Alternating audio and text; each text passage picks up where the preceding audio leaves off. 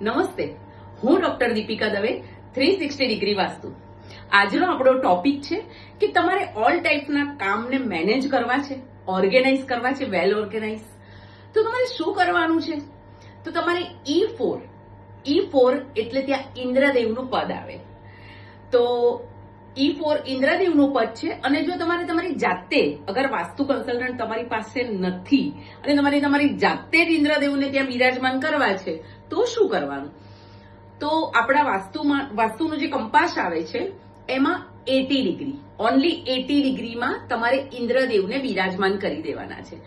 તો તમારા અગર ગવર્મેન્ટમાં કોઈ તમારી ફાઇલો અટકેલી પડી છે, તમારા કામ આગળ નથી વધતા અને ઘણીવાર ઓફિસીસ કે ઘરમાં બહુ જ વર્કલોડ અને એને કેટલા બધા માણસો હોય પણ એને મેનેજ સરખી રીતે ના થતું હોય, તો જો તમારે બધા જ ટાઈપના કામ મેનેજ કરવા હોય, વેલ ઓર્ગેનાઇઝ રાખવું હોય, તો ખાલી ઇન્દ્રદેવને 80 ડિગ્રી પર બિરાજમાન કરી દો. તો મળીએ છીએ મારા નેક્સ્ટ વિડીયોમાં આવી જ અવનવી રેમેડીઝ સાથે.